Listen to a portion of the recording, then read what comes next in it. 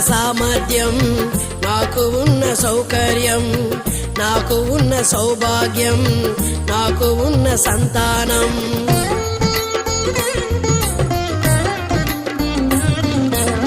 నాకు ఉన్న సామర్థ్యం, నాకు ఉన్న సౌకర్యం, నాకు ఉన్న సౌభాగ్యం, నాకు ఉన్న సంతానం. అనుభవించే ఆరోగ్యం